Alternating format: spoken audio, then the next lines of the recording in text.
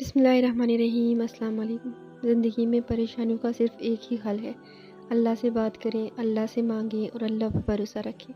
نماز فجر کے وقت نیند سب سے زیادہ پرسکون ہوتی ہے، لیکن جو شخص اس وقت اس سکون کو اللہ کی خاطر، اللہ کی رضا کے لیے قربان کرتا ہے تو اللہ پاک اس کے رزق میں بے حساب برکت ڈال دیتا ہے، زندگی میں کامیابی اور آخرت میں بلند درجات عطا فرماتا ہے۔ بے شک نماز نیند سے بہتر ہے۔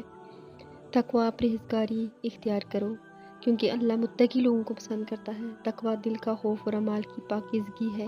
اللہ سے ڈرو اور ہر وہ کام کرنے سے بچو جو اللہ کی ناپسندیدگی کا باعث بنتا ہے، ہر مشکل سے نکلنے کا راستہ بناتا ہے۔ اللہ سے بڑھ کے کوئی آپ سے محبت کرنے والا نہیں، کوئی آپ کو اس طرح سمجھنے والا نہیں جس طرح اللہ سمجھتا ہے۔ کوئی کسی کی عطا اس جیسی نہیں ہو سکتی جیسی اللہ کی عطا ہے۔